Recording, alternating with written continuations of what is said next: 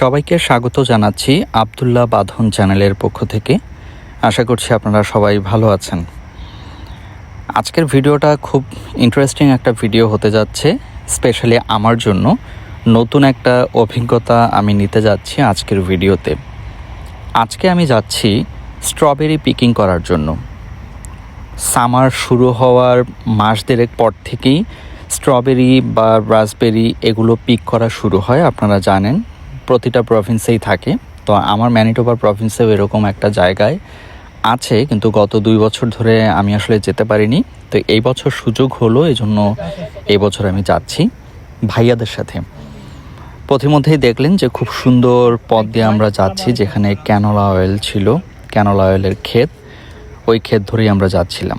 আর এই মুহূর্তে আমরা ঢুকে গেছি যে এন্ট্রেন্স, ওই স্ট্রবেরি পিকিং করার যে প্লেসটা, ক্ষেতটা, ওই এন্ট্রেন্স দিয়ে আমি ঢুকলাম।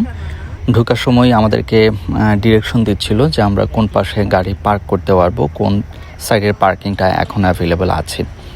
তো সেটা দেখেই আমরা ওই দিকে আগাচ্ছি। এগিয়ে আমরা এখন গাড়ি থেকে নামবো। আর এর মধ্যেই দেখতে পাচ্ছেন যে আমরা ওই এরিয়ার ভিতরে তো ঢুকলাম। এত বিশাল জায়গা জুড়ে পুরোটা ক্ষেত এবং এত বেশি মানুষ ছিল। এই যে এটা হচ্ছে পিক আপ পয়েন্ট আর কি, এখান থেকে আপনাকে বক্স প্রোভাইড করা হবে। আমরা মনে হয় 3rd ডেতে গিয়েছিলাম তারা অফার করার পর থেকে আর কি, এই সামারের জন্য। অসংখ্য মানুষ ছিল এবং সেদিন এত বেশি রোদ ছিল যেটা চিন্তাও করা যায় না। গাড়ি পার্ক করে আমরা এখন এই যে পিক আপ পয়েন্টের সামনে এসেছি। এখান থেকেই এখন আমাদেরকে বক্স নিতে হবে, যেই বক্সে করে আমরা স্ট্রবেরিগুলি পিক করব। পিক করে সেটা পুরোটা বক্স ভরব। যেহেতু অনেক বেশি মানুষ ছিল, এই কারণে আমাদেরকে কিউতে দাঁড়াতে হয়েছিল। তো একজন একজন করে দিচ্ছিল তাদেরকে। তো যখন আমাদের টার্ন আসলো, তো আমরা একটা বক্স নিলাম। বক্স নিয়ে এরপর আমাদেরকে আবার এই পাশের লাইনে দাঁড়াতে হবে। ওই যে ভিতরে যেই স্টাফরা কাজ করছে, তারা বলে দিবে যে আমি কোন আইল থেকে স্ট্রবেরি পিক করব। সবাইকে যদি একটা আইলেই দিয়ে দেয় তাহলে কিন্তু সবাই স্ট্রবেরি পাবে না। তো এই জন্য একজনকে 2টা আইল দিয়ে দেয়, আবার আমার পিছনে যে আসবে তাকে আবার 2টা আইল দিয়ে দিবে। ওইভাবে ভাগ ভাগ করে করে সবাইকে আইলগুলো দেয়া হয়। তো আমরা গিয়েছি, এই যে আমাদেরকে আইল দেয়া হয়েছে। আমাদের সাথে আরও একটা বাঙালি পরিবার ছিল, তো ওনাদেরকে দিয়েছে আরেকটা আইল। তো যেহেতু আমরা আসলে দুজনের পরিচিত 2 পরিবার, তো একসাথে তুললেই আসলে বেশি আনন্দ হয়, তাই না? তো এই জন্য ওইটা নিয়ে আলোচনা করছিলাম যে কোনো একটা স্টাফকে জিজ্ঞেস করে আমরা ওই ভাইদের সাথে জয়েন হতে পারি কি না। এটা হচ্ছে আমার ফার্স্ট টাইম এখানে আসা, যদিও প্রায় 2 বছর হয়ে গেছে।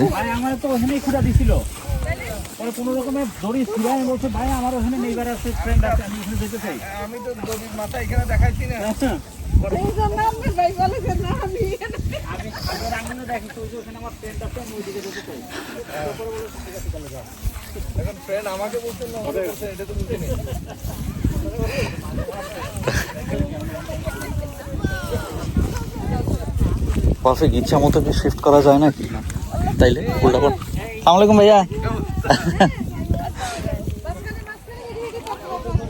শুধু তোমাকে যে রোদ দিতে, হ্যাঁ, তো তাহলে তো এখানেই থাকতে হবে। হ্যাঁ, তো তো বলবে যে তোমাকে কোথায় অ্যাসাইন করছে, ওখানে যাও তুমি। we have our friends right here, so we just walk up here, pick close to the store. Where are your friends? Sorry? Where are your friends? Right here. Right here. Right there? Yeah. Did they get assigned a row yet? Yeah. They got it. Yeah. We came late. So can I join with them? Yeah. Okay, Yeah, thank you you, can join with thank you so much. ওদের সাথে join করে আমি কি করবো? আমাদের না নিচের rho লাগবো। অসুবিধা নেই, এখান থেকে ওখানে হয়ে যাবে। হ্যাঁ হ্যাঁ, তুলো।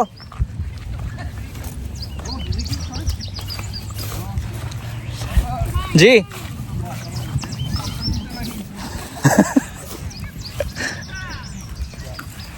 আচ্ছা, তো এই যে এই নাম্বারেই কোনো নাম্বার নাই।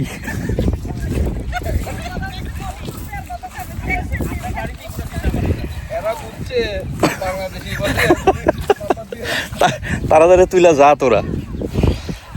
আচ্ছা, তো এইটা হচ্ছে এই পুরো ক্ষেত, এটা হচ্ছে স্ট্রবেরির ক্ষেত। যদিও 2 বছর হলো আমি এসেছি, কিন্তু এই 2 বছরে আমি 2টা সামার পেয়েছিলাম। তো 2টা সামারে আমার আসলে আনফর্চুনেটলি আসা হয়নি, ব্যাটে বলে মেলেনি। তো এই বছর হলো, ভাইয়ারা আসতেছিল সকালবেলা। তো গতকালকে রাতেই ভাইয়া আমাকে বলছিল যে বাঁধন যেতে চাচ্ছ কি না। তো আমি বললাম যে ঠিক আছে, অসুবিধা কি, যেহেতু একবারও যাইনি আমি, একটা এক্সপিরিয়েন্স হবে, এই কারণে আমি আসলে এখানে আসছি এখন। তো এসে ভালোই লাগছে। গতকালকে নাকি মানে সব মানে পিকড আউট হয়ে গিয়েছিল, তো এই কারণে আর তারা কোনো নতুন করে কাস্টমার আর অফার করেনি। তো আজকে আবার সেটা করছে। তা আজকে এটা টাইমিংটা হচ্ছে মূলত সকাল 7টা থেকে দুপুর 1টা পর্যন্ত, আনটিল স্টক অ্যাভেলেবল। তো যদি দেখা যায় যে সব পিকড আউট হয়ে যায়, তখন এটা আর কী হবে, মানে আর নতুন করে কাস্টমার অ্যালাউ করবে না। তো আমাদের আরেকটু আগে আসার কথা ছিল, ভয় পাচ্ছিলাম যে আজকেও কি আবার বন্ধ করে দেয় কিনা, ক্লোজ করে দেয় কিনা। তো যাই হোক, আলহামদুলিল্লাহ ক্লোজ করেনি। এখন পর্যন্ত প্রচুর মানুষ এখানে আছে দেখা যাচ্ছে, আপনারা দেখতে পাচ্ছেন হিউজ নাম্বার অফ পিপল। তো এইটার সিস্টেম হচ্ছে ছোট্ট একটা বক্স থাকে, ওই বক্সটা হচ্ছে গত বছর ছিল মনে হয় $21, আর এই বছর মনে হয় এটা $22। তো এখন এটা আসলে কি, দোকানেরগুলি আমরা কিনলে যেমন এটা বেশ কয়েকদিন থাকে বাসায় রেখে দিলে, ফ্রিজে রেখে দিলে, কিন্তু এখানেরগুলি না কেন জানি থাকে না।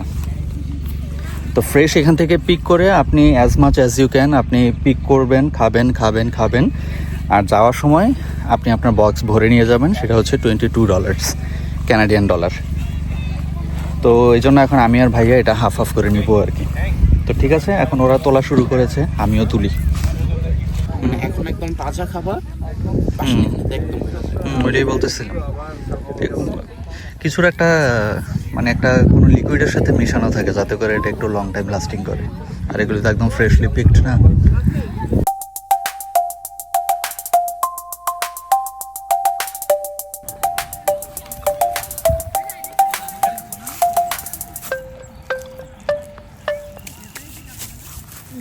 এই যে দেখেন, গাছগুলো খুব ছোট ছোট থাকে আসলে।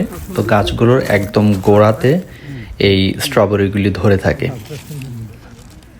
পিক করা খুবই ইজি, জাস্ট একটু হাত দিয়ে টান দিলেই উঠে যায়, খুব বেশি শক্ত এমন না। কিন্তু মাটির সাথে, গ্রাউন্ডের সাথে মিশে থাকার কারণে কিছু কিছু আসলে স্ট্রবেরি নষ্ট হয়ে গেছে। তা আমি শুনেছি যে কোনো ফার্মে নাকি, ক্ষেতের মধ্যে নাকি এগুলো মাচা দেয়া হয়, ওই যে বাঁশের উপরে গাছগুলোকে দেয়া হয়, যাতে করে স্ট্রবেরিগুলি সুন্দর করে নিচে ঝুলে থাকে। এতে করে স্ট্রবেরি নষ্টও কম হয় এবং পাশাপাশি পিক করতেও সহজ। স্ট্রবেরির রস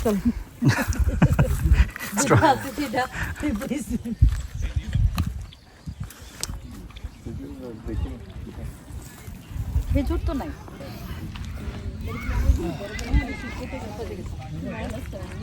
একটু আবার ওই যে একটু নরম হলে আবার একটু গন্ধ, স্মেলটা ডিফারেন্ট হয়ে যায়। একটু নরম হলে গন্ধ হয়ে যায়। আর এটা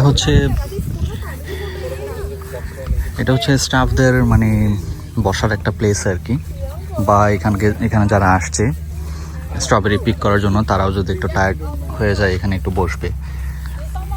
শেড আছে এখানে ছাতি দেয়া। এই পাশটায় তো ঘন জঙ্গল, এটা পুরোটা ক্ষেত, পুরোটা স্ট্রবেরি। এটা হচ্ছে আপনার মানে মনে প্রশ্ন আসতে পারে যে আজকে সবাই উঠে ফেললো, তাহলে কালকে যারা আসবে তারা কি পাবে, তাই না? তো এখানে এই জন্য আইল ভাগ করে দেয়া আছে। লেটসে ধরেন আজকে আমাকে দিল 128, এই যে 128 আর 127। তো এটা যেহেতু আজকে আমাকে দিয়ে দিল, এখান থেকে তো আমি পিক করে ফেললাম সব কিছু। আগামীকাল যে আসবে বা যারাই আসবে তাদের কাউকেই এই 128 আর 127 দেওয়া হবে না, কারণ এটা অলরেডি আমি পিক করে ফেলছি। সো আরেকজনকে যখন আগামীকাল দেওয়া হবে সে তো কিছুই পাবে না, একদিনে তো নতুন করে আর স্ট্রবেরি হবে না, তাই না? সো এটা তার জন্য ইনজাস্টিস। এই যে এটা হচ্ছে মেইন এন্ট্রেন্স, এই পথ দিয়ে আমরা যেয়ে ওদিকে ঢুকেছিলাম, ঢুকে তারপরে বেরি পিক করে আবার এই পথ দিয়ে বের হতে হয়। আর এইখানেই হচ্ছে ওদের ক্যাশ কাউন্টার। তো ওরা চেক করলো, জিজ্ঞেস করলো যে কয়টা বক্স নিয়েছি। পার বক্স হচ্ছে $22, যেটা আপনাদেরকে আমি বলেছিলাম। বের হয়ে এটা কাইন্ড অফ একটু গ্র্যাভেল রোডের মতো, পিচ ঢালা পথ, কিন্তু অত বেশি স্মুথ না আর কি। অসংখ্য গাড়ি এদিকে পার্ক করা, সবাই এখানে পিক করার জন্য এসছে। কারো কারো এখানে অনেক দূরে বাসা দেখা যাচ্ছে, আর এইদিকে আসলে আর কোনো বাসা বাড়ি হাউস টাউস কিছুই নেই। এটা হচ্ছে আমাদের দেশে যে চক বলে না, জানবেন কি জানি না, গ্রাম দেশে বলে চক। এরকম মাইলকে মাইল খালি ক্ষেত থাকে, আর এখানে বিভিন্ন ধরনের চাষবাস করে সবজির। তো এটা হচ্ছে ক্যানোলা। আমাদের দেশে তো ক্যানোলা হয় না, সরিষা হয়। তো এটা সরিষার মতোই, এটা হচ্ছে আরেকটা ক্যানোলা অয়েল। এই দেশে আপনারা জানেন ক্যানোলা অয়েলটা বেশি চলে। একদম পুরোপুরি সরিষা ক্ষেতের মতো, কিন্তু সরিষা ক্ষেতের সামনে দিয়ে হেঁটে গেলে চমৎকার একটা স্মেল আসে, কিন্তু এইটার কোনো স্মেল নেই, কিছুই নেই।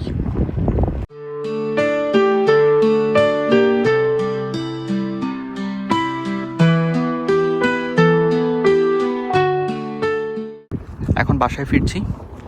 সবাই ভালো থাকবেন, দেখা হবে নতুন কোনো ভিডিওতে।